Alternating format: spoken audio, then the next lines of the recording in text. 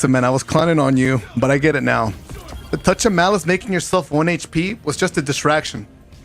You know, you give them this false sense of security that you're not a threat, that they don't have to worry about you.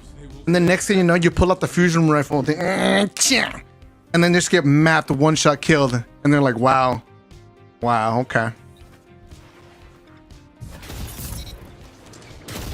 Those enemies were standing still. Therefore, you are still dog shit.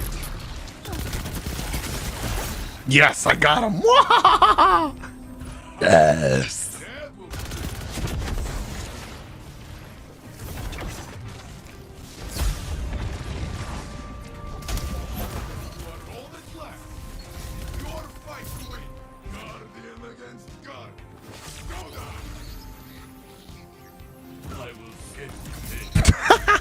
You should have challenged me, my friend. Stay down, bro. Stay down. Oh, shit. Who let him cook?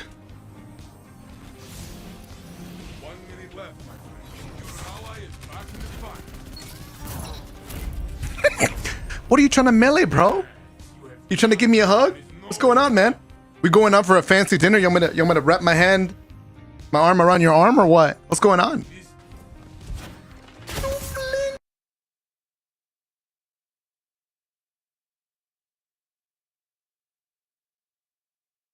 Romania, a land of breathtaking landscapes, rich history, and vibrant culture.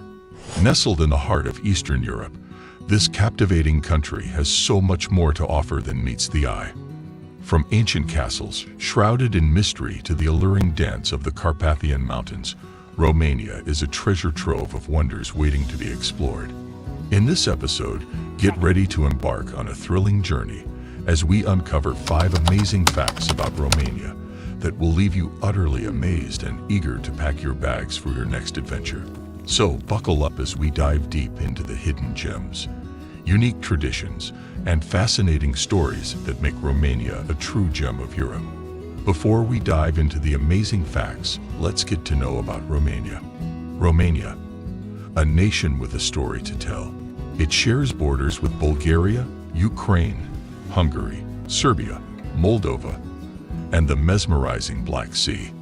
This strategic location has influenced its rich heritage and contributed to its unique character.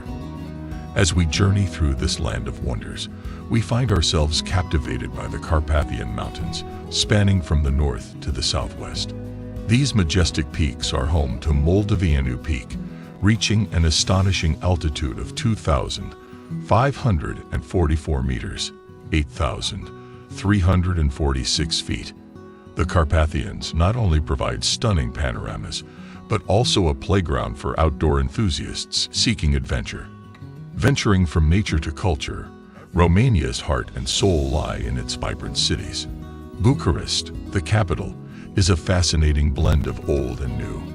Impressive architecture, like the iconic Palace of the Parliament, coexists with modern delights, creating a vibrant urban atmosphere. But Bucharest is just the beginning. From the charming streets of Iasi and Cluj-Napoca to the dynamic cityscape of Timisoara and the coastal allure of Constanta, Romania's cities offer a diverse tapestry of experiences. Each city has its own unique charm, history, and local flavors, ready to be explored and savored. But what truly sets Romania apart is its warm and welcoming people. The Romanian hospitality is unmatched, and their passion for their country shines through in every encounter. Whether you're sampling traditional dishes, learning folk dances, or delving into ancient customs, you'll be immersed in a warm embrace of culture and tradition. Now let's talk about Romania's delectable cuisine. Prepare your taste buds for an unforgettable culinary adventure. Romania's gastronomy is a delightful fusion of influences from its neighboring countries. From hearty stews like mamaliga and sarmale to mouth-watering desserts like papanasi, your taste buds will dance with joy. Of course, no journey through Romania would be complete without experiencing the mesmerizing Danube Delta. The Danube, Europe's second longest river, graces Romania's landscapes, bringing life to this biodiverse wonder. The Delta is a haven for wildlife enthusiasts and a paradise for birdwatchers, offering a glimpse of nature's finest masterpiece. Throughout the year, Romania comes alive with vibrant festivals and events celebrating its history, folklore, and creativity. From the majestic medieval festival in Sighisoara to the lively Transylvania International Film Festival in Cluj-Napoca, there's never a dull moment in this lively land. Number 1. World's heaviest building. Romania, a country known for its rich history and breathtaking landscapes. But did you know that hidden within its capital city, Bucharest, lies an architectural marvel that will leave you speechless? Before we delve into the jaw-dropping details of this colossal structure, let me set the stage for you. The Palace of the Parliament began its construction during the final years of Nicolae Ceausescu's rule, and astonishingly, it took a whopping 20 years to complete after his death. Imagine a building that took 2 decades to be fully realized. Picture this. The palace stands an impressive 240 meters long and spans a staggering 270 meters wide. It reaches up to 86 meters in height, equivalent to a towering 12-story building. Oh, and hold your breath. The total cost to build this masterpiece was a mind-blowing 3 billion euros. That's 2.5 billion pounds. Can you even fathom the sheer scale and grandeur of this architectural gem? But wait, there's more to this story. The construction of this monumental edifice required an army of dedicated workers, as many as 100,000 people. Tragically, hundreds of them are believed to have lost their lives during its creation, highlighting the immense sacrifice that went into its realization.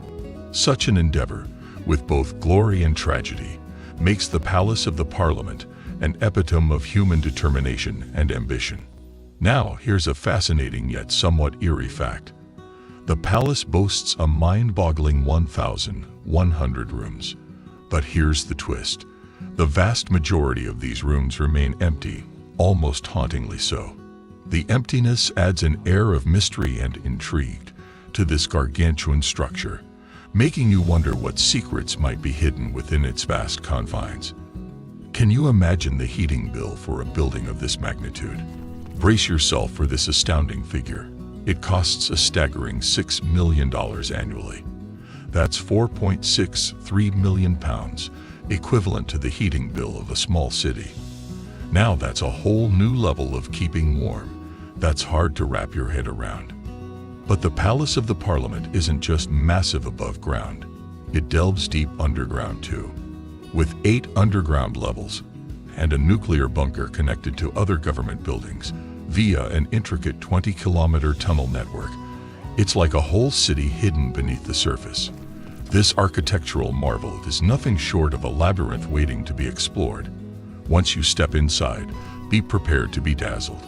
The interior houses a mind-blowing 3,500 tons of crystal, adding a touch of elegance and opulence to the already awe-inspiring structure. If that's not enough, brace yourself for the breathtaking sight of 480 chandeliers and 1,409 ceiling lights illuminating the palace's vast halls. It's like stepping into a real-life fairy tale.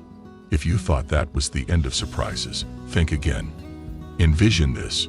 700,000 tons of steel and bronze were used to craft monumental doors and windows throughout the palace. This showcases the unparalleled craftsmanship and strength that went into the construction of this mammoth edifice. And now for the ultimate feather in its cap. Guinness World Records recognizes the Palace of the Parliament as the heaviest building on the planet, a title earned through its incredible size and mass, surpassing all other administrative buildings worldwide. It's an unparalleled architectural achievement that Romania can undoubtedly be proud of. Number 2. World's most beautiful road. As you embark on this road trip of a lifetime, you'll quickly realize why the Transfăgurășan is truly extraordinary. It's like no other highway you've ever seen. The road stretches majestically through the landscape, showcasing an impressive display of human ingenuity. The brilliant minds behind its creation packed it with tunnels, viaducts, and bridges, leaving us in awe of what engineering can achieve.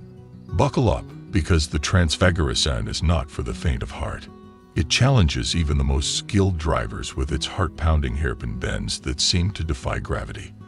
As you snake your way through these curves, your adrenaline will surge, and you'll experience a rush like never before. It takes precision and focus to conquer this serpentine marvel. Now let's dive into the intriguing history behind this road. The mastermind responsible for this astonishing feat was none other than Romania's former leader, Nicolae Ceausescu. The Transfagarasan was born from his visionary mind, driven by the need to ensure a swift escape route in case of a potential Soviet invasion. But who could have guessed that this strategic road would turn into a breathtaking masterpiece, connecting nature and human ingenuity in perfect harmony? Picture yourself cruising along this architectural wonder, surrounded by awe-inspiring vistas of the southern Carpathians. Every twist and turn opens up a new panoramic view, painting the landscape with breathtaking beauty. It's not just a road, it's a magical passage through nature's grandeur. Number 3. They love a drink. Romania isn't just famous for its remarkable castles and folklore. It's also got a special spot on the world's booze radar. Get ready to raise your eyebrows, because Romania is proudly holding the 5th spot in the booziest countries worldwide. Yes, you heard that right. And guess who's keeping Romania company on this list? 4 more Eastern European states: Belarus, Russia, Moldova, and Lithuania. It's like they formed an elite drinking club, and Romania is shining brightly among them. Now let's crunch some numbers, shall we? On average, a Romanian consumes a staggering 14.4 liters of pure alcohol each year. Whoa, that's more than 3 gallons of liquid happiness. In comparison, our British friends sip away at a mere 11.6 liters annually. So when it comes to celebrating life, Romania definitely knows how to keep the spirits high. Now you might think it's all about hard liquor, but Romania's love for the grape and the grain is just as strong. The country ranks 16th in wine consumption globally, and that's not even a surprise. You see, Romania is one of the largest wine producers in the world. Sipping on a glass of locally produced wine while basking in the beauty of the countryside. Yes, please. But wait, there's more. Romania also secures the 10th position for beer consumption. So whether you're a wine enthusiast or a beer lover, Romania has got your taste buds covered. Now, what makes Romania's drinking culture so fascinating? It's not just about raising a glass. It's about the camaraderie, the stories, and the tradition that comes with each sip. The locals know how to enjoy a drink responsibly and savor the moment, whether it's a festive occasion, a heartfelt gathering, or simply unwinding after a long day. Number 4. 4 Grams Network.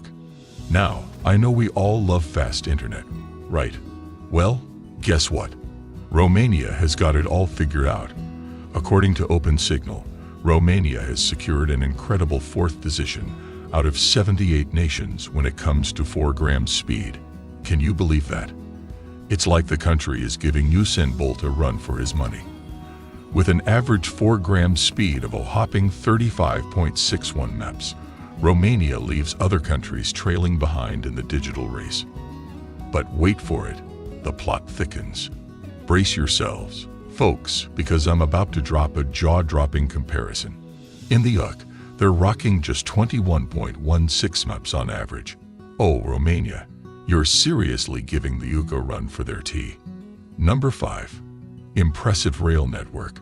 Our journey takes us back in time to the 19th century when the first railway in the Kingdom of Romania opened its tracks in 1869. Connecting Bucharest and Giurgiu, this railway marked the beginning of a transportation revolution that would shape the nation's future. Now hold on to your hats because this will electrify you. Did you know that the first railway on electric current within Romania's current territory was way ahead of its time? It came into existence in 1854, running between Oravida and Bazius in Banat, near the border with Serbia. But here's the twist. Back then, the region was under the administration of the Austrian Empire. and it only became part of Romania after World War I.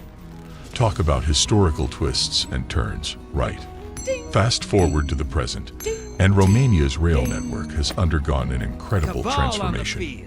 With continuous expansion efforts, it now stands as the fourth largest in Europe in terms of total track length, boasting a whopping 22,298 kilometers, or around 13,855 miles. But that's not all. Around 8,585 kilometers, or 5,334 miles of these tracks are electrified. This electrifying journey allows trains to run efficiently, reducing carbon footprints and offering a smoother, greener ride for passengers. So when you hear that familiar hum of an electric train in Romania, know that it's not just music to your ears, it's a step towards sustainable transportation. And there you have it, my curious explorers. We've reached the end of our journey through the captivating wonders of Romania. Can you believe it? 5 amazing facts about this beautiful country have left us awe-inspired and yearning for more. On the 9th of August, 1999, Russia's President Boris Yeltsin announced a new acting prime minister. Most Russians had never heard of him. And in a poll, just 2% said that they'd vote for him to become president. Exactly 1 month after Yeltsin's announcement, a massive explosion in an apartment building just half an hour's drive from the Kremlin killed more than 100 people. Less than 4 days after that, another apartment bombing less than 4 miles away killed 119 people. The morning after the second bombing, the Speaker of the Russian Parliament paid tribute to the victims that had died in the city of Volgodonsk. But he'd made a mistake. Volgodonsk is 700 miles away from Moscow, where the bombing had actually happened. So when a car bomb actually exploded in Volgodonsk 3 days later, things got even weirder. But there was no time for questions. Russia was under attack. The new prime minister quickly ordered a massive bombing campaign against separatists in the war-torn region of Chechnya, even declaring that we'll waste them in the outhouse. 6 months later, the new prime minister was elected president by a grateful Russian nation. His name was Vladimir Putin. And since he took power, he has not let go. He has had his enemies killed, started wars, and destabilized the global order. But for someone so dangerous and so important, we know surprisingly little about him. Who is Vladimir Putin really? Why did he invade Ukraine? What's the real story behind those apartment bombings? And why is he actually weaker than ever? The Moscow apartment bombings are a key part of Vladimir Putin's rise to power. And don't worry, I'm going to talk more about them. But to truly understand how he became the man he is today, you need to understand the organization that molded him, the KGB. The KGB was one of the main instruments of Soviet state power. It operated totally above the law, spying on dissidents, carrying out espionage, and acting as a secret police force. And because the Soviet Union had lots of enemies, the KGB needed lots of agents. One of the best places to find them was in the country's most prestigious universities. That's exactly where they found a young law student at Leningrad State University named Vladimir Putin. They waited until he graduated before recruiting him in 1975. Lots of KGB agents joined because they basically had no choice. When your country's notorious spy agency asks you to join, it's kind of hard to say no. But Putin joined because he wanted to. He spent his first few years with the KGB pushing papers in a gloomy office in Leningrad. But his first big break arrived when, in the early 1980s, he was summoned to Moscow to attend the agency's elite Foreign Intelligence Training Institute. That's right, it was basically a professional development course for Soviet spies. After he learned how to be a better spy, Putin was assigned to Dresden, deep in the heart of East Germany. As the boundary between communism and capitalism, East Germany was a rich source of Cold War intrigue and information. This is building number 4, Angelika Strasse. Today, it's the regional HQ for an esoteric spiritual movement. But during the Cold War, it was the local KGB station. And for the last 5 years of the 1980s, it was Vladimir Putin's office. His mission was to recruit Communist Party and Stasi officials, compromise visiting Westerners, and travel undercover to West Germany. It also involved stealing Western technology. Despite being first to space and shocking the West with Sputnik, by the 1980s, the Eastern Bloc was lagging way behind the West. After 5 years in Dresden, Putin returned to Russia and to his old university in Leningrad. Even though his cover story was that he worked as an aide to the dean, everyone knew that Putin was still working for the KGB, spying on and recruiting students. Of course, there wouldn't be a next generation of crack KGB spies working undercover to steal Western technology and NATO secrets, because the Soviet Union collapsed in 1991, brought undone by failed reforms and the pressure of trying to keep up with the United States. Putin could see the end coming before it arrived. By then, he'd quit the KGB to go work for one of his old law professors, a guy named Anatoly Sobchak. Sobchak was one of the leading voices calling for democratic reforms in the Soviet Union. After the Cold War ended, he was elected mayor of Leningrad, which by then had reverted to its original name of St. Petersburg. Putin got a job working for Sobchak at City Hall, and he saw how bad things really were. The decline in living standards in Russia after the Cold War is hard to comprehend. Life expectancy at birth plunged by more than 5 years between 1990 and 1994. Things got so bad that there are stories of people paying for things with bricks because they were worth more than Russian rubles at the time.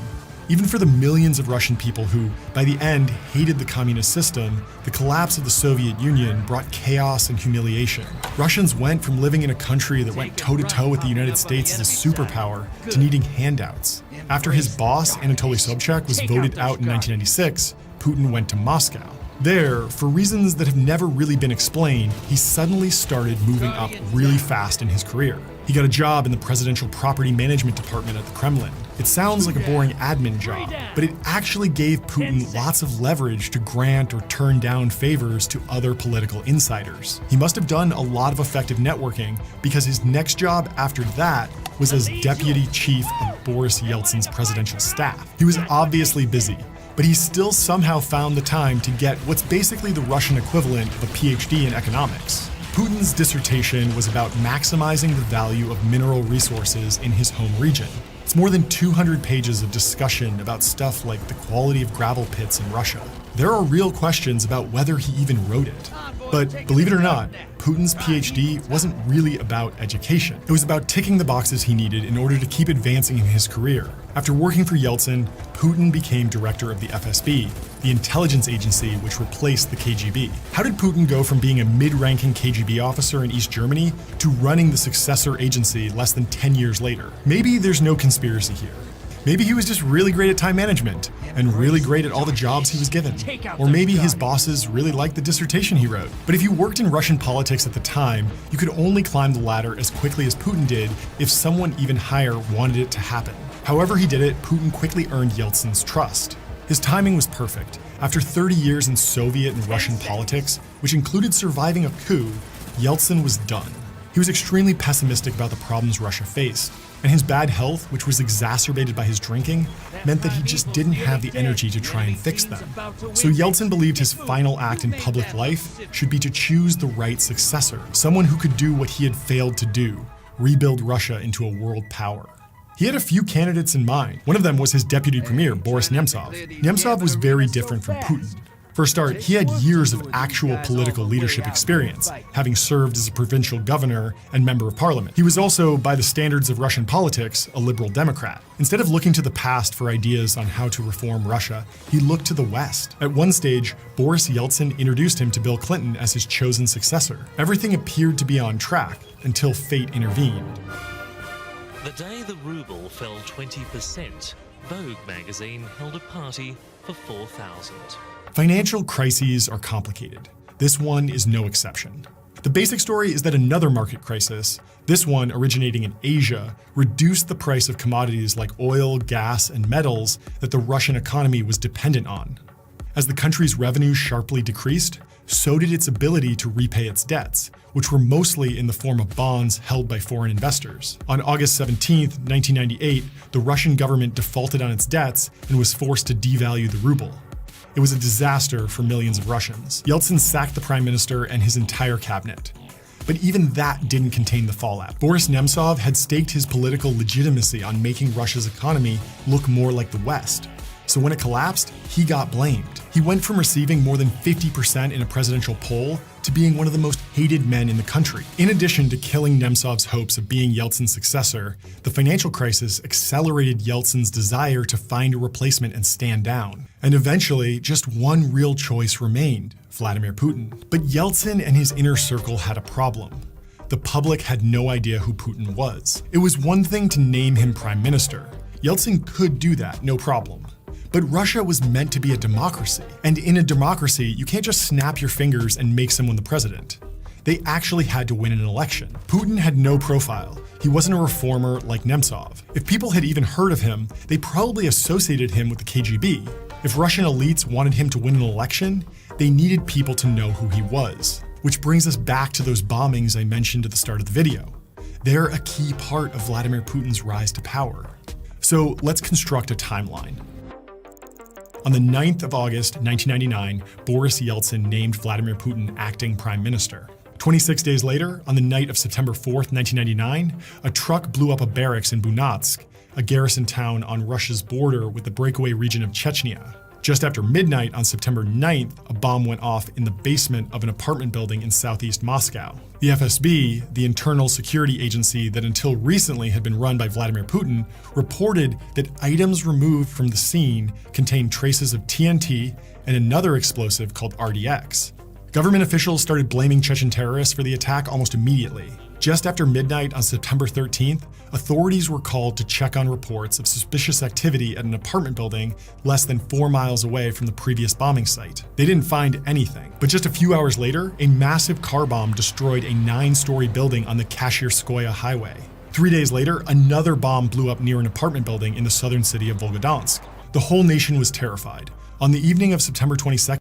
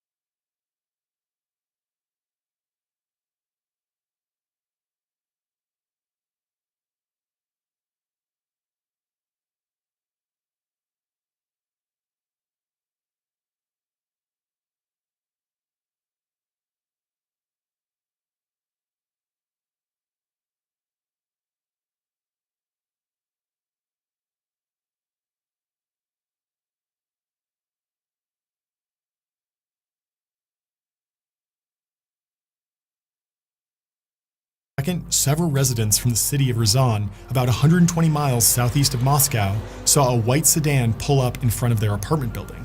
The car's license plate had been altered. The residents also noticed 2 men removing several large sacks from the trunk and carrying them into the basement before driving away at speed. When local police arrived, they found 3 large sacks wired to a detonator and explosive timer. The bomb was defused and sent away for testing. The next morning, the 23rd, Putin congratulated the local residents on their vigilance and lauded the security forces for foiling what could have been another deadly attack. That same evening, police apprehended the men who'd been seen loading the sacks into the basement. When they were questioned, they produced FSB identification cards. Remember, the FSB is the agency that ultimately replaced the KGB. And Vladimir Putin, before he became prime minister, was the FSB director. A short time later, a call came from FSB headquarters. The men were to be released. The next morning, September 24th, the director of the FSB appeared on national TV. Suddenly, the story had changed. It wasn't a foiled terrorist attack. It was an FSB training exercise meant to test public awareness. And the sacks in the basement didn't contain explosives. They just had sugar in them. The FSB was trying to sweep the whole incident under the rug. And it might have worked until the results came back from the lab. The analysis, which was conducted by the local branch of the FSB, showed that the sacks actually contained RTX, the same explosive that was found at the scene of the bombing at Guryanova Street 2 weeks earlier. But RTX wasn't something you could make at home. In fact, there was only one place you could get it in all of Russia, a heavily guarded facility in the city of Perm near the Ural Mountains, and about 1,500 miles from Chechnya. It's details like this that make the official story, that the bombings were all orchestrated by Chechen terrorists, hard to believe. But the time for asking questions was over. Because at the same time as Putin was praising the residents of Ryazan for their bravery, Russian warplanes were already launching massive airstrikes on the capital of Chechnya. Ordinary Russians were scared. Their country had gone from being a superpower to a basket case. People were going hungry, losing their savings, and dying in their homes. Vladimir Putin promised an end to the chaos. Under him, order would be restored. People didn't know about the gaps in the official story, or if they did, they pretended not to notice. On March 26, 2000, Vladimir Putin was elected president with 53% of the vote. The people of Russia might not have realized it, but they just made a very fateful decision. Well, Russia at the present time is at a crossroad. The communists have been defeated, but the ideas of freedom now are on trial. Putin's first major crisis came less than 6 months into his presidency. This is the Kursk, a nuclear-powered Oscar II-class submarine. At the time, it was the biggest cruise missile submarine in the world. It was said to be virtually unsinkable. So it was the obvious choice to lead Russia's first major naval exercise in more than 10 years. These exercises were basically a way for Vladimir Putin to show adversaries like NATO and the United States that, after a tumultuous few years, Russia was once again a military power. At about 11 a.m. on August 12, 2000, deep in the Barents Sea, the crew of the Kursk were given clearance to launch 2 dummy torpedoes at the Peter the Great battlecruiser. But the torpedoes detonated prematurely. At 11:29 a.m., nearby Norwegian seismic detectors registered an explosion. 2 minutes later, another much larger explosion was detected. The Kursk sank to the seabed. Amazingly, the U.S. Defense Secretary William Cohen knew about the accident before the Kremlin. The international community quickly offered assistance to try and save any crew who might still be alive, but the Russian government refused all offers of help. Publicly, they said they had everything under control. In reality, they knew the Kursk and its crew were in big trouble. It took 16 hours to locate the Kursk after it sank, and 2 days before officials publicly acknowledged that anything was wrong. When they did, they said it was just experiencing minor technical difficulties. In truth, any crew members who survived the initial blast were rapidly running out of air. Where was Vladimir Putin in all this? Well, he was on vacation. He actually wasn't even informed of the accident until the day after it happened. The Navy kept telling him that they had it under control, and that there was a strong possibility that the accident had been caused by a NATO vessel. If the cover-up was bad, the rescue attempts were even worse. The Russian Navy repeatedly failed in their attempts to get into the submarine. From his seaside resort, Putin finally agreed to accept outside help, but it was too late. By the time Norwegian divers finally opened a hatch to the submarine, there were no survivors. On August 21st, the Russian Navy was finally forced to admit the truth to the public. The Russian media strongly criticized the government response as inept, and their explanations as totally unreliable. Putin decided to meet with family members a full 10 days after the sinking. Access to the meeting was tightly controlled. State media's broadcast of the meeting showed only Putin speaking. But inside, the reaction was furious. 2 journalists who got in by posing as family members witnessed distraught widows and mothers screaming at the president and demanding to know who would be punished for the disaster.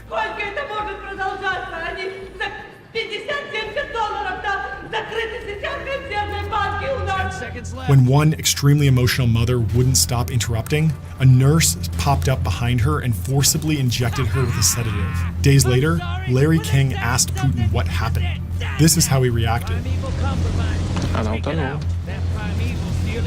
The Kursk fiasco was terrible for Putin because it challenged the main part of his appeal, keeping Russians safe and restoring the country's status as a great power. Great powers don't lose their best ships in training exercises. And his response made it look like he didn't really care about the people who died or the effect it had on their families. Still, for the first few years of his presidency, most world leaders either didn't see that side of Putin or didn't care. I found it to be very straightforward and trustworthy. I am confident that this new level of cooperation between NATO's members and Russia will now change the world and for the better. Was Putin, the KGB mastermind, just tricking these world leaders into thinking he was a good guy? I think the truth is much more complicated, and a lot of it has to do with NATO. Remember, NATO was created in order to contain Soviet influence in Europe. So after the end of the Cold War, most people believed the alliance had served its purpose. Western policymakers didn't see any real reason to keep expanding it. They preferred to focus their energies on encouraging Russia to become a democratic capitalist country. But that began to change in the mid-1990s. Now we have to finish what America started 4 years ago, welcoming Hungary, Poland, and the Czech Republic into our alliance. If you look around at who's in the room today, you can see that they are more than willing. Eastern European countries, which had spent decades under Soviet influence, were suspicious of Russia's long-term motives. They wanted to join NATO while Russia was still weak, because they knew it wouldn't be weak forever. Polish officials even told a team of researchers that if you don't let us into NATO, we're getting nuclear weapons. And Bill Clinton and his team of idealistic foreign policy officials helped make it happen. Just as he promised, Poland, Hungary, and the Czech Republic all eventually joined the alliance. This was basically Russia's worst nightmare, but it couldn't do anything about it. The next round of NATO expansion, in 2004, added 7 more countries. Almost all had been part of the Eastern Bloc. The 3 Baltic countries, Estonia, Latvia, and Lithuania, were part of the Soviet Union itself. Now, they were part of the West, at least in geopolitical terms. For Putin, this shift in the global order was part provocation, part existential threat.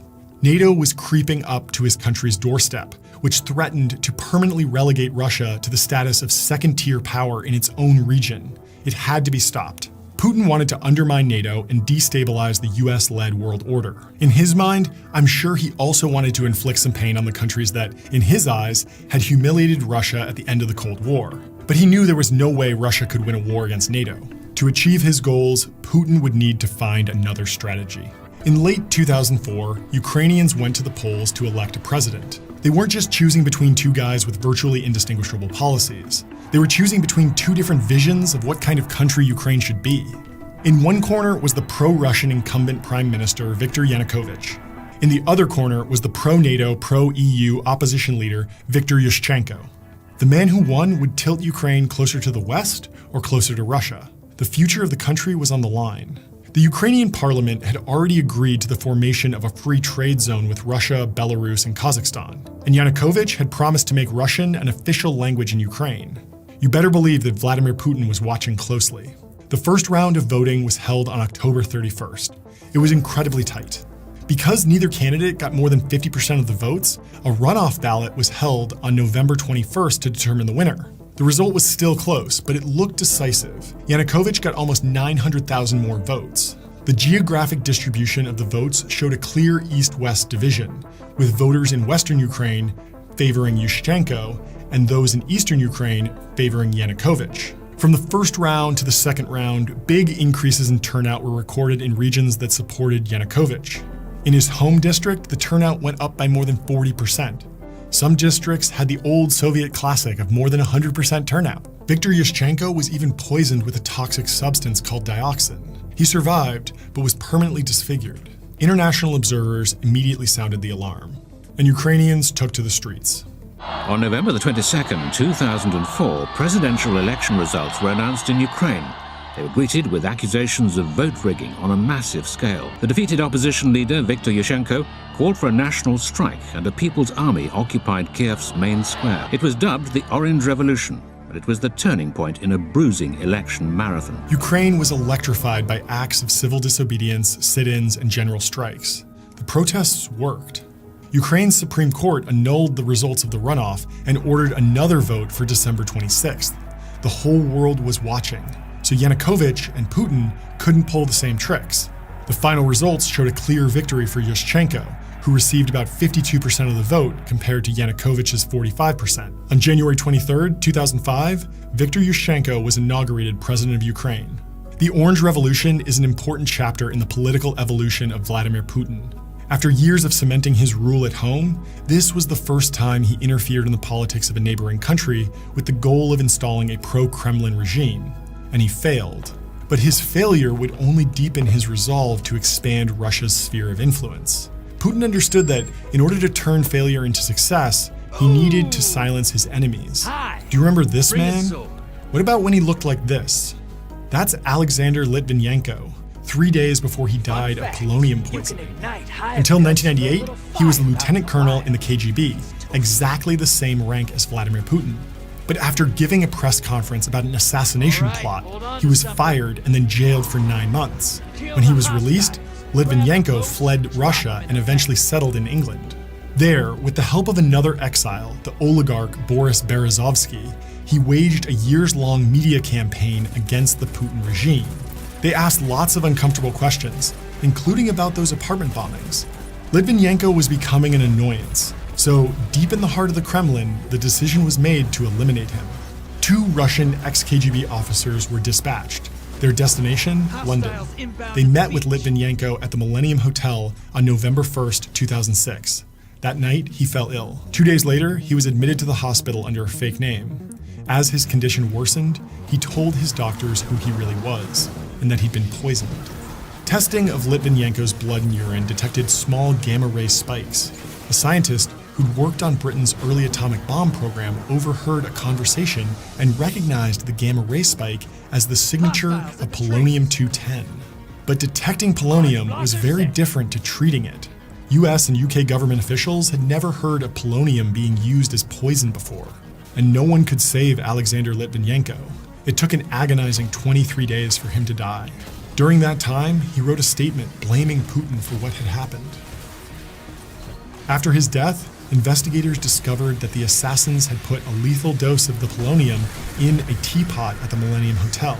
The assassination of Litvinenko shook the world out of their complacency regarding Putin. As long as he supported the war on terror and kind of looked like a Democrat if you didn't look too closely, Western leaders could convince themselves he was on their team. But now they could see the truth. If Putin could have one of his enemies killed like that in a Western capital, he was capable of anything. With the assassination of Alexander Litvinenko, Vladimir Putin showed everyone in the West who he really was. And the thing is, he was still a popular leader in Russia. Lots of Russians still remembered the Cold War and the shock therapy administered by Western economists throughout the 1990s. To them, Putin was restoring Russia to its rightful place as a world power in its own right, and a counterweight to the West and the United States. He was also growing the economy. The US invasion of Iraq was one of the factors that led to a massive increase in the price of oil and gas, which the Russian economy depended on. Between 2003 and mid-2008, the price of crude oil rose from $30 per barrel to almost $150 per barrel. That translated to rapid economic growth. Russia's GDP grew by an average of 7% per year. Real disposable incomes doubled. Putin was helping Russians become wealthier while also asserting their interests abroad. In early 2007, he attended the Munich Security Conference and gave a speech which would become a major turning point in his rhetoric toward the West. In language that was increasingly candid for such a setting, Putin accused the United States and the West of arrogance, hypocrisy, and violating democracy. This is a world of one master, one sovereign. They constantly teach Russia, us, democracy, but those who teach us, for some reason, do not really want to learn. This speech is absolutely key to understanding Putin's worldview. 15 years before he invaded Ukraine and 5 years before Xi Jinping became the leader of China, Putin was telling the world that Russia wanted a multipolar world order. In other words, he wanted a system that represented capitalism, democracy, and other Western values to become less powerful. The speech was music to the ears of nationalists in Russia and contributed to his popularity at home. There was just one hitch. According to Russia's constitution, he couldn't actually serve a third term as president, so he hatched a scheme with his loyal prime minister, Dmitry Medvedev. Medvedev would become president, and Putin would serve as prime minister. It was a blatant subversion of democracy. Everyone could see it was a way for Putin to maintain his grip on power and install someone who would keep the seat warm for him. More than 71% of Russians voted for Medvedev to become the figurehead president. Despite no longer being president, Putin's grip on power was stronger than ever. And with things secure at home, he was ready to focus on undermining the established world order. The leaders of NATO begin a two-day summit today that looks set to highlight the pressures straining the fabric of the alliance. Should NATO agree to give membership action plans to Georgia and Ukraine? Russia was extremely nervous about the prospect of countries on its borders joining NATO, which meant that when NATO released a communique which said that Ukraine and Georgia will become members of NATO, it immediately set off alarm bells. Those membership action plans actually never ended up happening, but in Putin's eyes, that didn't matter. From his perspective, allowing Ukraine and Georgia to join NATO amounted to a direct threat to Russia, and he had to respond. His first target was Georgia. Georgia's pro-Western government was perpetually in conflict with South Ossetia and Abkhazia, two breakaway regions on its border with Russia. Both regions, which had lots of native Russian speakers, had declared their independence. Most of the international community didn't recognize those declarations, but Russia did. And what's more, Russia was providing separatists in those regions with weapons and other support. The fighting between Russia and Georgia over the Georgian breakaway region of South Ossetia, President Bush has told Russian leaders that military action against Georgia is unacceptable. Tensions reached a breaking point. On August 1st, 2008, separatist forces started shelling Georgian villages. Georgia responded by sending in the military to take control of a separatist town. The Russian government claimed, falsely, that Georgia was committing genocide against South Ossetia. They used it as a pretext to launch a full-scale invasion, including into undisputed Georgian territory. Russia's decisive military strength meant the war was over in 5 days. Putin had sent a clear message to Georgia and other countries in Eastern Europe that were thinking about joining NATO. After failing to install his chosen candidate in Ukraine, the war against Georgia showed that Putin was running a different playbook in order to destabilize a pro-Western neighbor. Why try and rig an election when you could just arm separatists? As an imperial power, Russia has always looked to maintain spheres of influence on its borders. That's a big reason why, as soon as Putin saw there was a chance of Georgia joining NATO, he tried to depose its president. Winning wars against small countries was popular with Russians who yearned for the good old days. But there were still lots of Russians who cared about things like democracy, and they were about to make themselves heard. Tens of thousands packed the streets of Moscow in the biggest anti-government demonstrations Russia has seen for 20 years. They shouted, "Putin is a thief," and "Russia without Putin." Protesters accused Prime Minister Vladimir Putin and his United Russia party of corruption and rigging parliamentary elections last weekend. Russia's 2011 parliamentary election had lots in common with the Ukrainian presidential runoff that led to the Orange Revolution. On top of irregularities that Russians had grown used to since Putin became leader, like debates between random candidates at 7 a.m., cell phone footage showed blatant violations of electoral laws. Videos were quickly uploaded to social media, which Putin didn't control at the time. People saw the evidence with their own eyes, but there was no way for the election results to be overturned. In Ukraine, the Supreme Court annulled the result of the runoff, but the same wasn't going to happen in Russia. Putin's party, United Russia, maintained its parliamentary majority. More than 100,000 brave people went out onto the streets. They weren't just protesting the election results. They were protesting that their country had been turned into a dictatorship. Presidential elections were due in early 2012. Everyone knew Putin would get his old job back. His preferred candidate, Viktor Yanukovych, was even back as president of Ukraine. Russian civil society may have been defiant, but the country's institutions and political opposition had been totally neutralized. Putin could only see one threat to his rule. Putin built his own anxieties into his 2012 presidential campaign. He compared the political situation in Russia to Napoleon's attempted invasion 200 years earlier, and said that national sovereignty was paramount. He got almost 2/3 of the votes from a tired and defeated electorate, and just like that, he was president again. It sounds weird, but Putin's most important political victory of 2012 didn't happen in Moscow. It happened 3,500 miles away, in Beijing. Xi Jinping and Vladimir Putin have a lot in common. They're just 6 months apart in age. Their fathers both fought in World War II. They met at an economic cooperation summit in 2013. The day they met was actually Putin's birthday. Xi Jinping presented him with a cake, while the Russian president pulled out a bottle of vodka. As far as we can tell, they've actually become friends. Putin was the first world leader that Xi Jinping visited after becoming China's president, and they've had more than 40 meetings since then. Most importantly, they're allies with a common geopolitical goal, creating a multipolar world order. Xi came along at the perfect time for Putin. On its own, Russia can't take on NATO or the United States. Its military isn't strong enough, its economy isn't big enough, and its diplomacy isn't effective enough. China might be different. From as soon as he gained power, Xi Jinping has made it clear that his ultimate foreign policy aim is to displace the United States as the world's most powerful country. Putin wants to weaken the West while expanding Russia's sphere of influence. It was the beginning of an important partnership. Vladimir Putin survived massive protests at home and brushed off criticism from the international community. His rivals were sidelined, and his critics were dead, in jail, or in exile. He was further annoying the West by supporting the Syrian president Bashar al-Assad in the civil war that had engulfed the country. There were even whispers that he had secretly become one of the world's richest men by embezzling money and extorting the country's oligarchs. He had achieved absolute power at home, and in Xi Jinping, he had a powerful new ally. But the mission he had been training for decades had only really just started.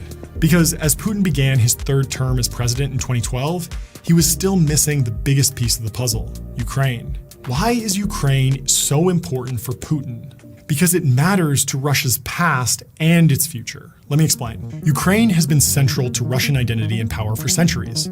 Christianity was imported from Byzantium to the Slavic people via Kiev, and Christianity served as the anchor for Kievan Rus, the early state from which Russians, Ukrainians, and Belarusians draw their cultural lineage today. Those close links have remained. Most Ukrainians can speak at least some Russian, and eastern Ukraine was historically home to a large ethnic Russian minority. Ukraine was also strategically vital for Russian interests. As Europe's second largest country, it contributed massive amounts of grain, coal, and steel to the Soviet Union.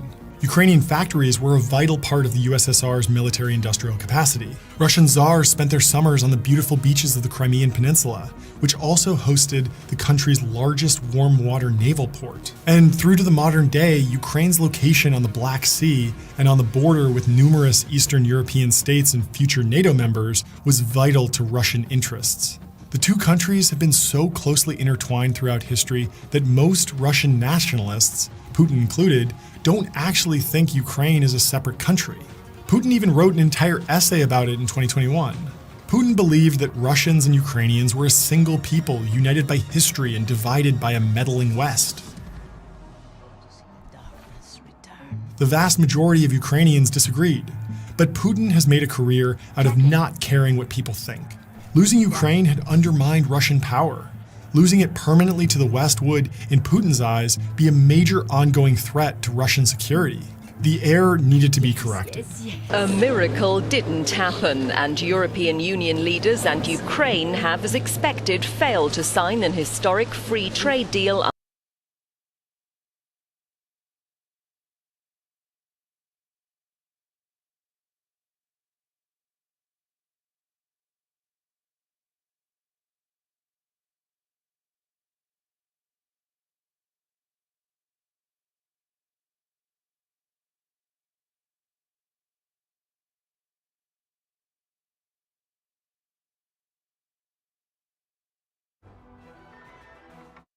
After a last-minute U-turn from Kiev. On November 21st, 2013, a week before the summit in Lithuania, Yanukovych announced he wouldn't sign it. Who knows what exactly made him change his mind? But the U-turn made millions of Ukrainians realize that, so long as their government was taking orders from Moscow, they could never be truly free. To be free, they needed a revolution. А де ж має бути? Я все життя віддав для того, щоб Україна стала державою. Чому обличчя свої закриваєте? Бо ми боїмося нашої влади, ми боїмося силових структур, які... Hundreds of thousands took to the streets across Ukraine.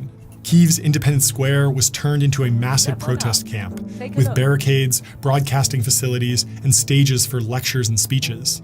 Events escalated further in early 2014 when Yanukovych signed draconian anti-protest laws. But that couldn't stop the protesters. Even when security forces started firing, killing almost 100 of them, they didn't stop. They wanted Yanukovych out. They soon got their wish. Yanukovych fled, and it didn't surprise anyone when he resurfaced days later in Russia. The Ukrainian parliament restored the constitution to its 2004 version.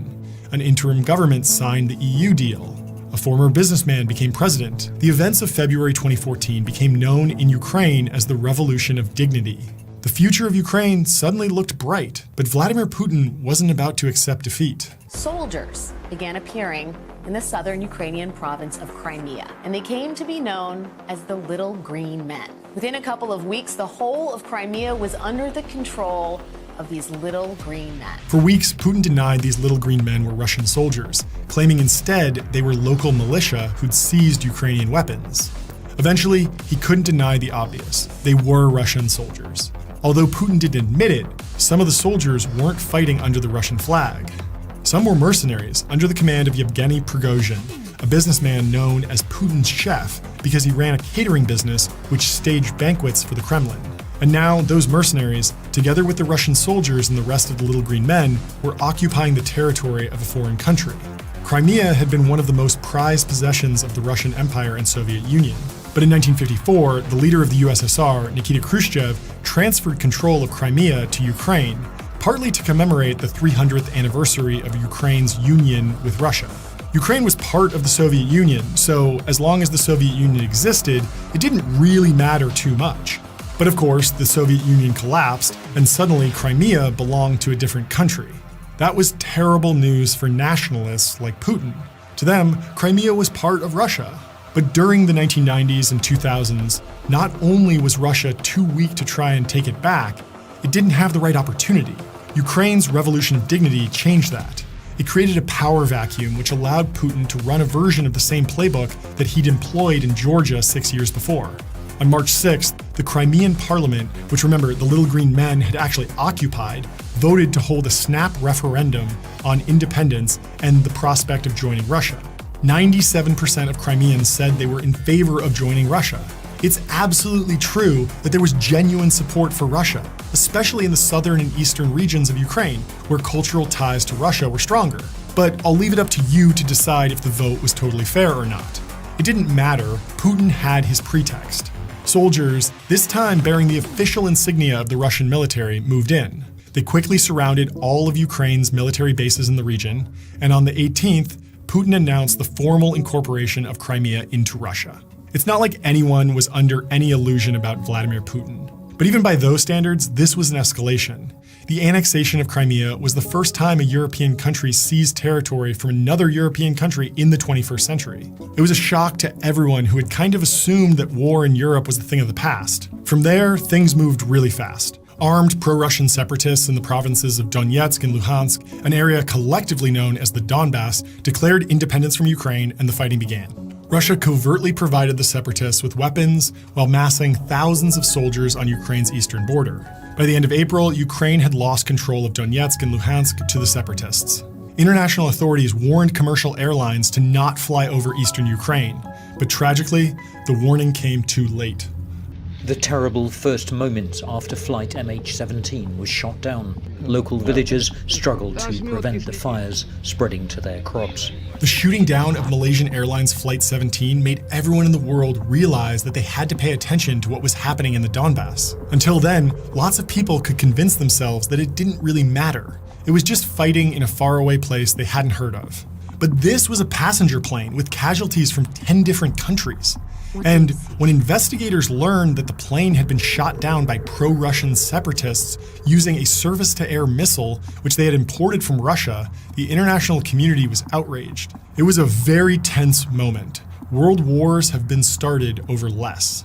Thankfully, the moment passed without further escalation. All sides, Ukraine, Russia, and the two so-called People's Republics, agreed on a roadmap to ending the war in late 2019. It quickly failed, mostly because of repeated breaches by the Russian side, but that's exactly how Putin wanted it. He didn't want to end the fighting. Deep in the heart of the Kremlin, isolated from his advisors because of his paranoia about COVID-19, Vladimir Putin decided that he would finally undo the catastrophe brought about by the collapse of the Soviet Union. He would invade Ukraine and reattach it to Russia by force. Most people, at least in the West, never believed he'd do it. They thought it was an irrational move that would only serve to galvanize the West and push Ukraine toward NATO. But he did it anyway.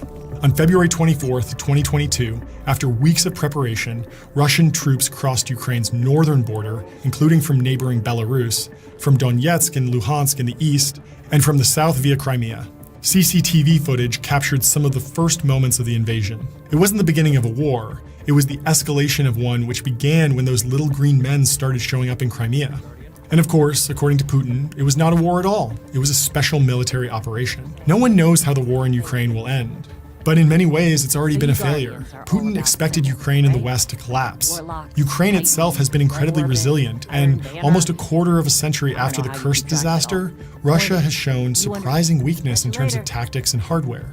And rather than quickly seizing Ukraine, Putin has massively increased the importance of NATO and brought the West into the closest security partnership it's had for decades. Finland has joined NATO. It looks like Sweden will join soon too. And there are serious discussions underway about Ukraine joining as well. Putin's invasion has drawn clear battle lines. On one side, there's the West, a grouping which now includes Ukraine. And on the other side, there's Russia, China, and their allies. Less than 3 weeks before Russia invaded Ukraine, Putin visited Beijing. There, he signed what China called a no-limits partnership. Since the invasion began, Chinese officials have been careful to not refer to it as a war, while also repeating Putin's narrative that NATO expansion was to blame. The two countries have deepened their cooperation in several areas. China is now Russia's #1 trading partner and has propped up Russia's economy by buying their oil, natural gas, and advanced weapon systems.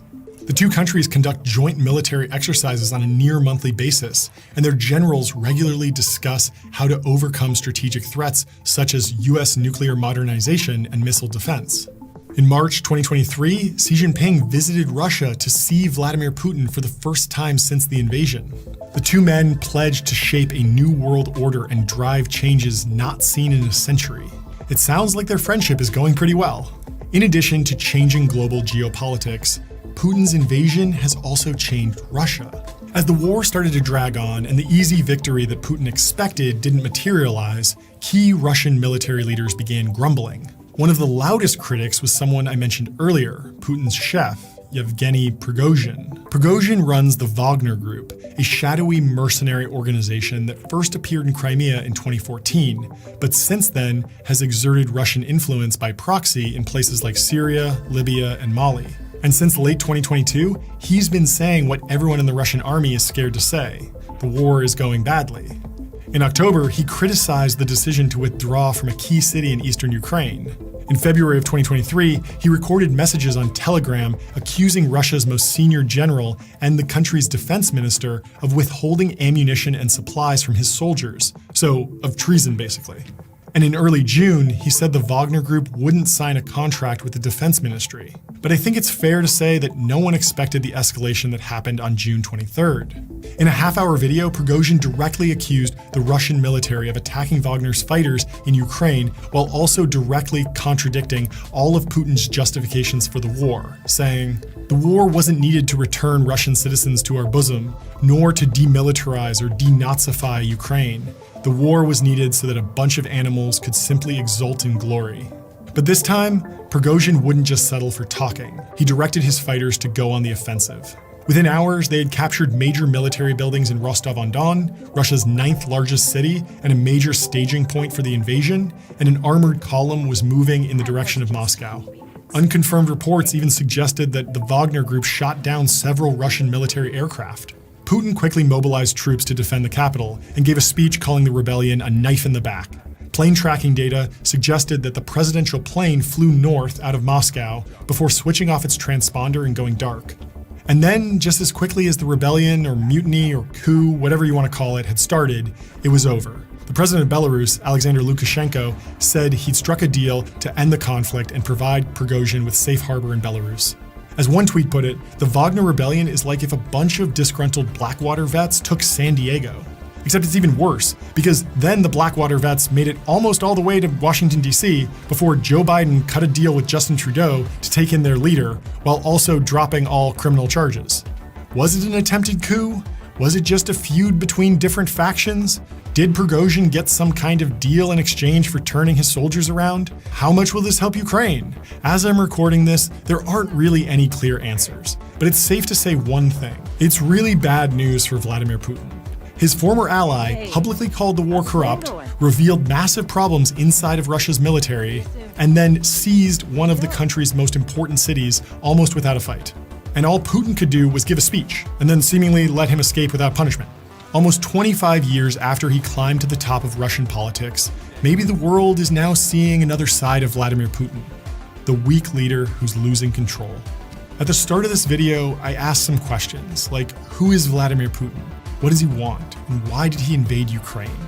Vladimir Putin is a spy, politician, nationalist, and a gangster who wants to be an emperor. He's also one of the most important people in the world.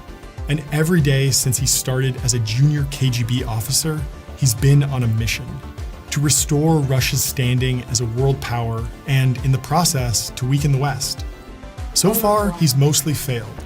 Russia is still in decline, and he can't do much about it. His invasion of Ukraine has brought the West as close as it's been for decades, and the Wagner Group's rebellion has shown that his grip on power may be more tenuous than it's ever been. But he's found an incredibly important ally, Xi Jinping. Their friendship is a big problem for everyone who cares about democracy, human rights, and a stable international system. And it might end up being the most important part of Vladimir Putin's legacy. And to better understand this dynamic, you need to watch this video about Xi Jinping next. Thanks a lot.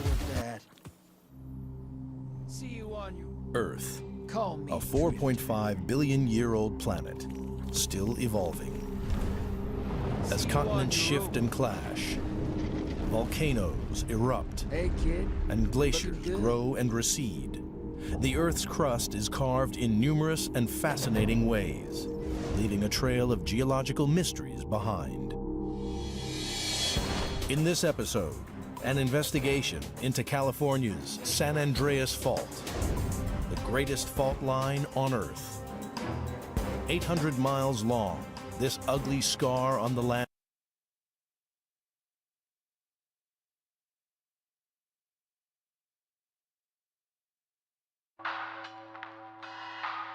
A man ate an 8-pound hamburger in 30 minutes. This is what happened to his organs. GF is a 40-year-old man presenting to the emergency room with severe abdominal pain. He tells the admitting nurse that a burning sensation was radiating through his upper back and that it felt like his stomach was inside his neck. 8 hours earlier, GF was participating in an eating challenge hosted by a local restaurant. Anyone who could finish their 8-pound hamburger within 30 minutes would not only get the burger for free, but they would get their picture tacked onto the wall. GF was a bit of a hamburger connoisseur himself, knowing meats and steaks. He looked at the pictures on the wall, and he knew it was his time to put on a show. Most people who tried the challenge would just make a spectacle and then chicken out and give up just after a few bites. The chef was reluctant to cook all this meat, but knowing that a serious burger enjoyer was here, it must be for real, so it is enough talking, and now it is time to grill this beautiful burger, so let's do it, the chef thought as GF calmed himself. Inside the dining area, GF was ready. The chef did a final check with the 73% lean beef meat and topped it with some cheese. The burger was brought out. GF took a good look. He was so hungry, and he grabbed the juicy burger and started biting. Nearby, restaurant patrons caught wind of what was happening. GF was putting on a show. He didn't think that he'd need to pace himself, he just kept biting. Anything that came up, he would push right back down as he could feel the burger juices dripping off his chin. As he got into the groove of things, he became unsure if he was even chewing because he was so focused. Encouraged by everyone watching, he pressed on. Unquestionably, before the 30-minute mark, GF stood proud. He had completed the challenge, the burger free of charge, and his picture on the wall. At home now, GF thought he felt kinda weird. At first, he would burp and feel bits of ground beef and the slice of cheese at the back of his throat. The burger was sitting like a rock at a position higher in his abdomen than normal, squeezing up through his chest. He felt puffy and bloated. But then pain started permeating through his body. He could feel something sharp in his upper back as he started to panic. GF tried to wash everything down with some water. The burger just wasn't moving, but then it felt like the water was hanging around at the back of his throat.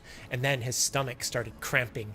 GF grabbed the armrests of his chair. He felt like the burger was oozing out of his throat, but he also felt like it was stuck like a rock in his stomach. In the bathroom, GF was brought down to the ground. He did have some movement come up, but things just kept getting worse as he gets into his car and he drives himself to the emergency room where we are now. Given this history of present illness, the medical team has some clues as to what's happening.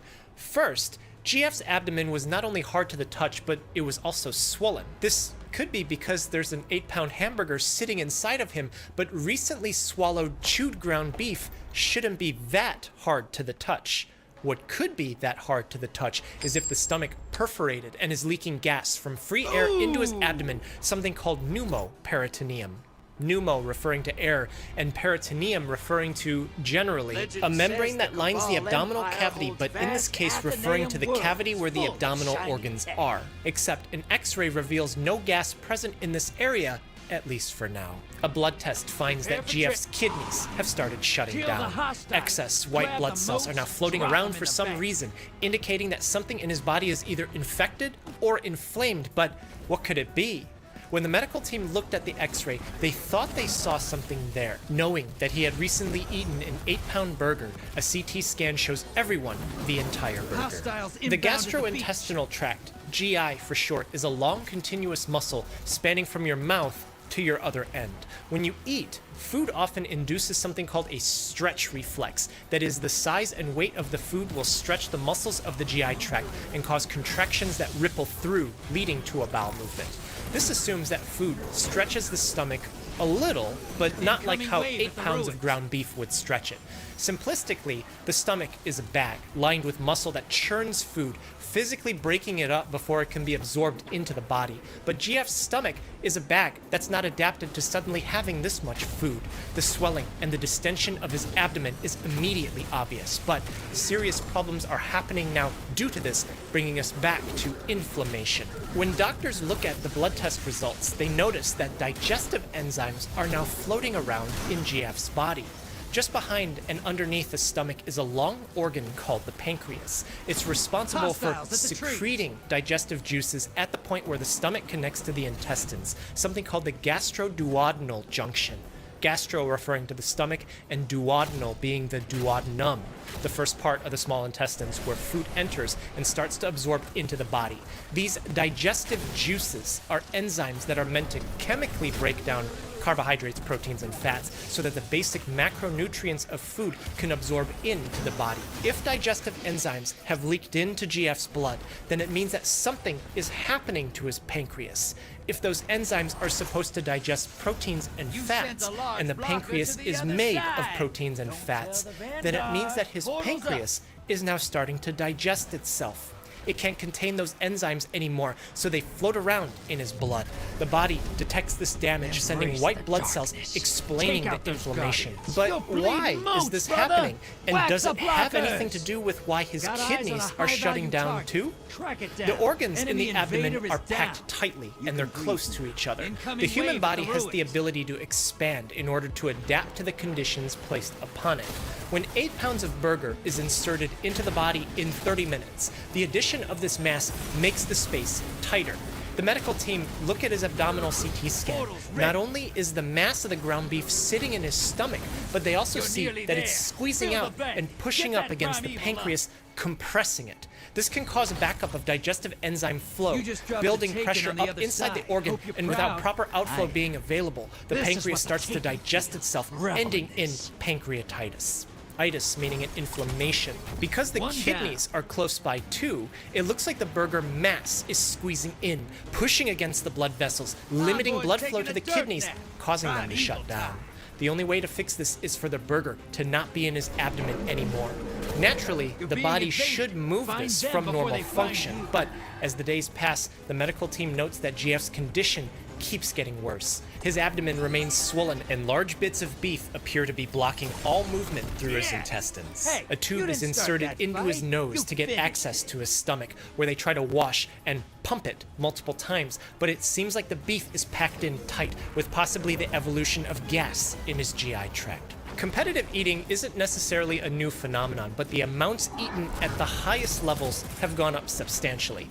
In the United States, we have a hot dog eating contest every year in New York. Legend has it that it's more than 100 years old, but at the first recorded contest in 1972, the winner ate 14 hot dogs with buns. The record today for that same contest is 76 hot dogs in 10 minutes. These are professional, competitive eaters, but sometimes us regular folk might find ourselves eating more than we originally anticipated. And if you want to prevent yourself from eating way too much and portion your meals, you could order from this video's sponsor, Factor. Factor delivers fresh, never frozen, dietitian-approved meals right to your doorstep. They offer delicious, flavor-packed options on the menu every week to fit a variety of lifestyles from keto to calorie smart, vegan and veggie, and protein plus. If you're looking to mix things up, you can add a protein to select vegan and veggie meals every week. I used to spend a couple $100 every month on groceries and also time to cook all the food and also time to eat it. When I heard of Factor, I bought it with my own money. I've been a subscriber for a while now. It's not just saving time against meal prep, but the actual time to eat a meal is so much shorter. I'm not kidding, it's awesome.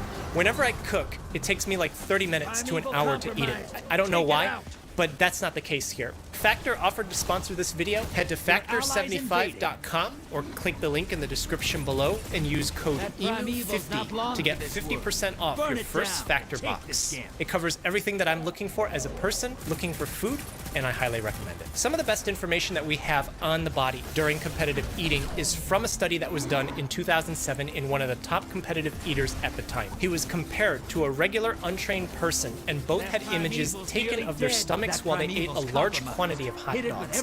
The untrained person stopped at 7 dogs because he couldn't eat anymore, and the image of his stomach showed no distension, meaning that he felt full without his stomach stretching to a high degree. On the other hand, the competitive eater finished 36 hot dogs in 10 minutes, and images showed that his stomach stretched to fit the glitzies, and as he kept eating, it kept stretching. The muscle was able to do all of this while not contracting or churning any of the food, as the final image showed the stomach flexible as much as it needed to be to accommodate the size and weight of 36 hot dogs. The problem is, physically, we don't know what happens long-term to people who do these competitions and have gone through the physical and mental training to do so. Clearly, some level of control needs to be acquired in practice, because regular people who aren't trained to do this can't do it, no matter how big or how hungry that they think they are. We know that the stomach is a muscle, and muscles are controlled by nerves. If elite competitive eaters are all like this one in this imaging study, is it possible that over years and decades, something could happen to the muscle? What if one day it can't stretch like that anymore, or it's stretched like that for the rest of their life? Or even more delicately, what if something happens to the nerves where they can't control the muscle anymore? This would result in something called gastroparesis, where there's delayed movement out of the stomach. And issues like that aren't isolated. What if later in their life, in their 50s or 60s or 70s, they need to be on medicines for their blood pressure or for insulin resistance, diabetes, or something related to mental health? Some of those medicines can have an impact on gut, muscle, and the corresponding nerves. I'll give you an example. There's a new extremely popular class of weight loss compounds that were originally diabetes medicines that could possibly cause this gastroparesis. And there's no telling if these competitors would be on this medicine at some time later in their life, either for weight loss or for glycemic control and diabetes. There's other considerations too. One being that competitive eaters may not be able to feel full or satisfied, unlike the untrained person, because their stomach keeps stretching and stretching and stretching without the feedback that enough is enough. The person who participated in that imaging study himself said, "Deep down, I've wondered how long-term competing is for my health. I can't ignore that feeling anymore." Other proposed problems that can come from this excess competitive eating are tears that can happen in the esophagus, but documentation of that actually happening so far are not so clear. But what is clear is GF's case. 5 days after he presented to the emergency room, his organ shutdown was getting worse. His pancreas could become so inflamed that it can start to cause long-term problems, one of which could be growing a giant zit-like structure on top of it. Because the 8-pound burger was still sitting there without any movement, it's stretching the walls of his stomach. Pressure on the blood vessels in the stomach muscle increases and blood flow decreases, starving it of oxygen. If this keeps up, parts of his stomach can't survive and it will break, causing a perforation, leaking burger, stomach acid, and bacteria into the rest of his body, which can be fatal. If the stomach can't move the burger and attempts to wash and pump his stomach can't remove the undigested ground beef, the only other option is to surgically go in and remove it for him. But as GF was getting prepped for the operation, he suddenly noticed movement inside. He felt his guts immediately quake in his body. A massive passing of flatulence lasting several minutes started happening, and then a tremendous bowel movement preceded him being discharged from the hospital as he made a full recovery. Patient GF is portrayed by my good friend Guga Foods, and we made a video together on his channel. You can see that one right here. We made a video together on his channel.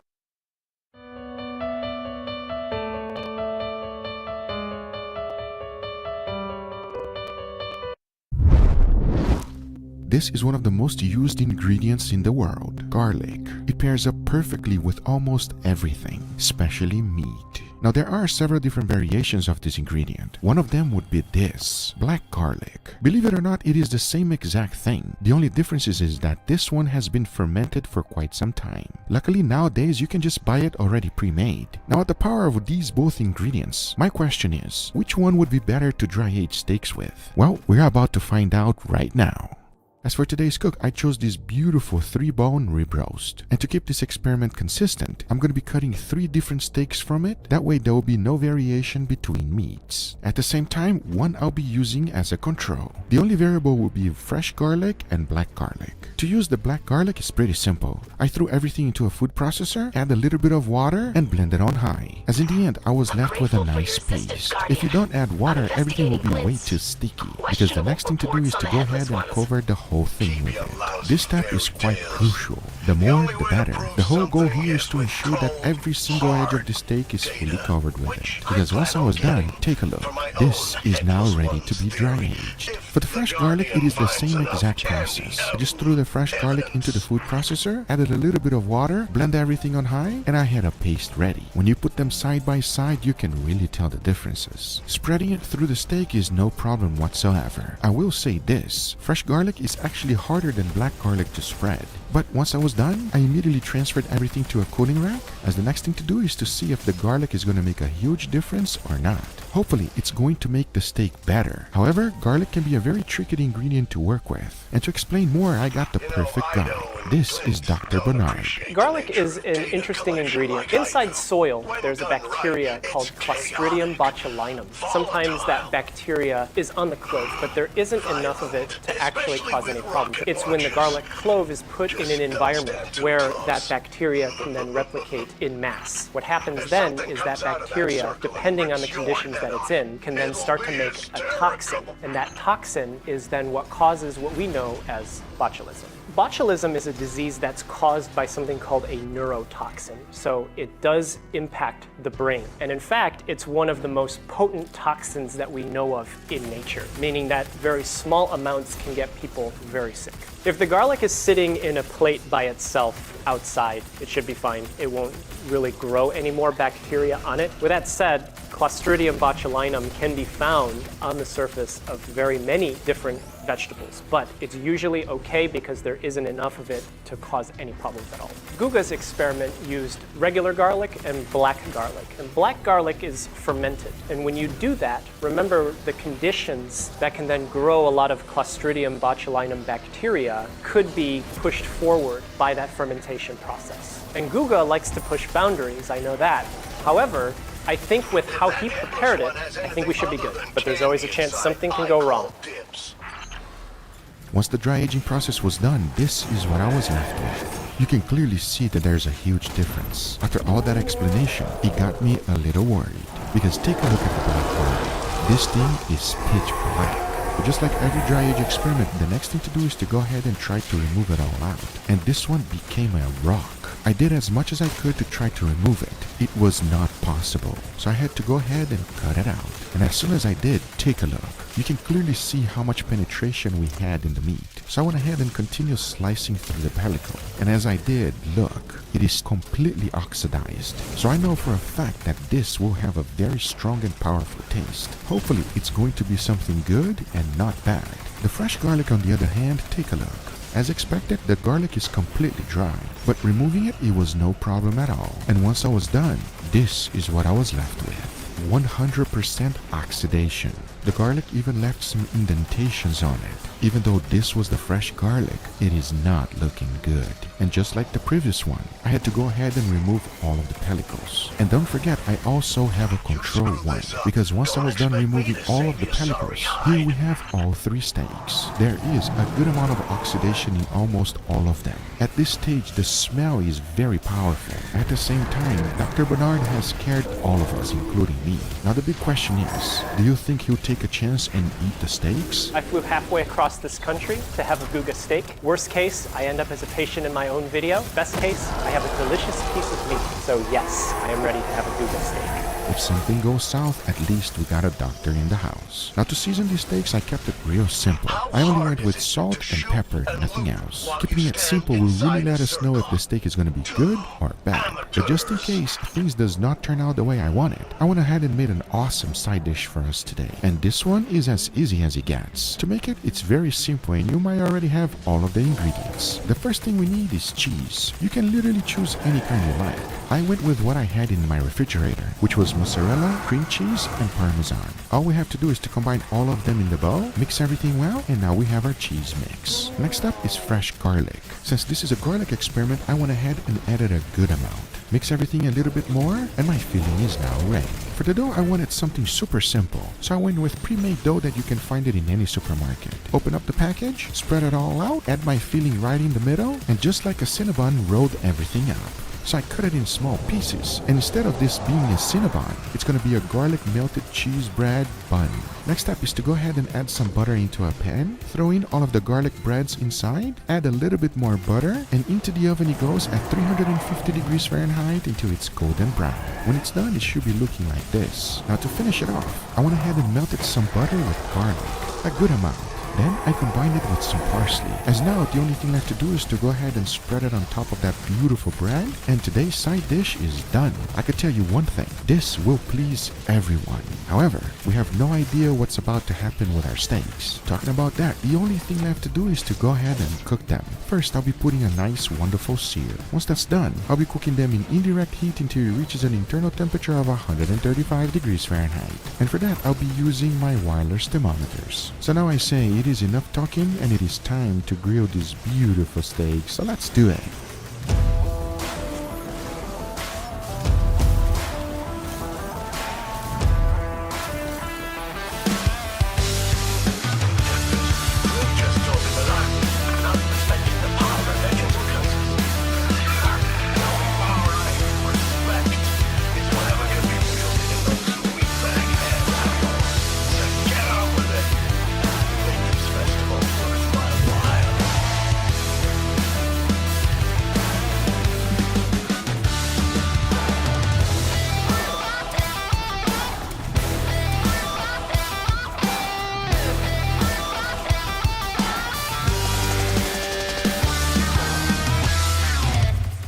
All right, everybody, here we got our beautiful steaks, nice side dish. Dr. Bernard, thanks for being here, brother. Thank you so much for having me. Of course. This is a landmark event for me. Let's go.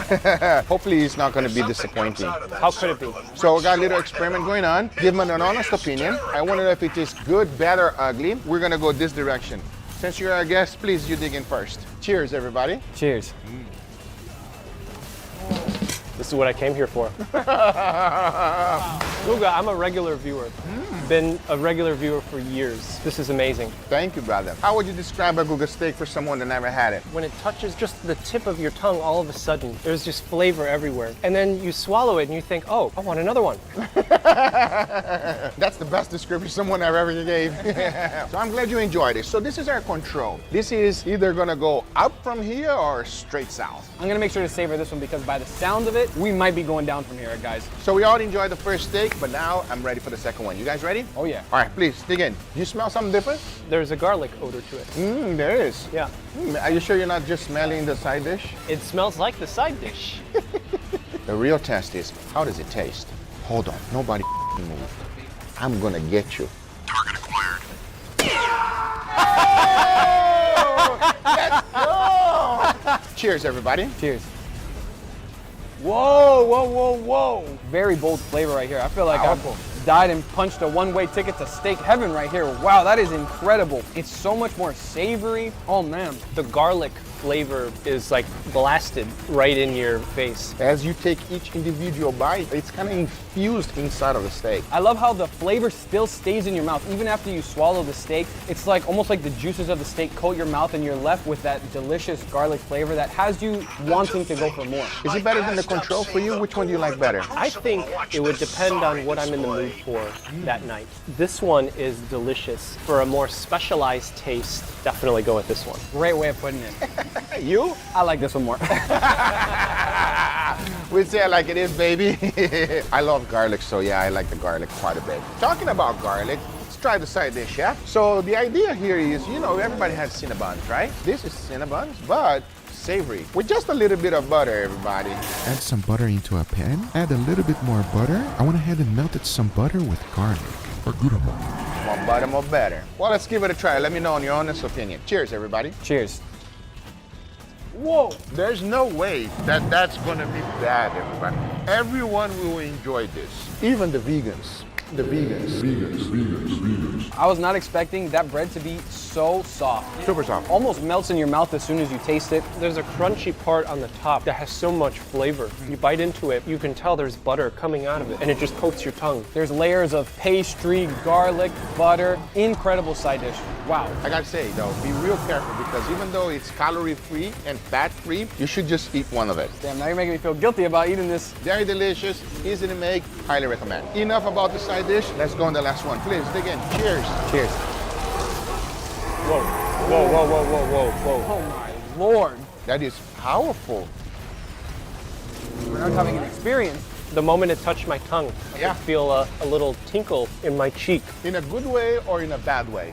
It's good. It's good. It's really good. Really? Really good. That last steak that we tried is a great combination of beef flavor with that tender steak, some charcoal flavor as well. Got a little bit of sweetness to it too, out of this world. Wow. Really good. Can you tell which one this is? This has to be the black garlic. That's right. So this is black garlic dry-aged steak, Leo. You don't have to freak out, Leo. Okay, Chill you're out, getting me bro. scared. We got a doctor on set. You're making it sound like, oh, I don't know what's gonna happen with this experiment. So we got black garlic, regular garlic, and control. Which one is your favorite? That one? Sounds like that black garlic is my favorite. Wow, how about you? I would go with the black garlic. Wow, the black garlic is the winner. Guys, make sure you guys go check out Bernard's channel. Everything will be on the link on the description down below. I hope you guys enjoyed this video. If you did, hit that thumbs up. If you're not a subscriber, be sure to subscribe. Remember, everything I use is always on the description down below. Thank you so much for watching, and we'll see you guys on the next one. Take care, everybody. Bye-bye.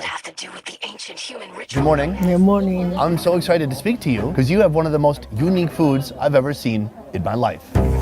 There's this white, bubbly outer layer. She peels the cap off and then she reaches inside. Oh my God. Well, this is a very dangerous food. When it comes to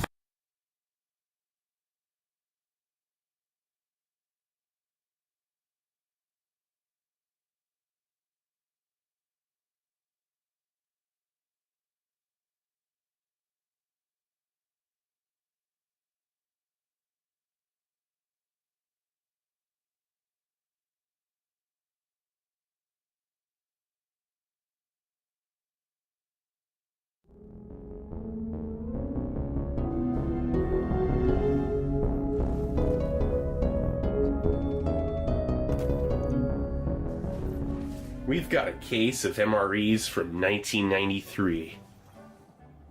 Got nothing to worry about with these. They were climate controlled. A cool room cellar. No fluctuation in temperatures. Look at that. Packed by Sopaco Incorporated. Did you get taller? Mullen, South Carolina. Or am I getting shorter? Let's check it out.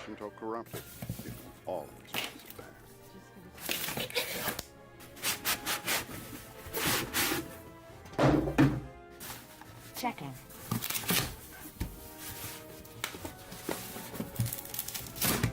When I lost balance in Let's see what we've got for each other.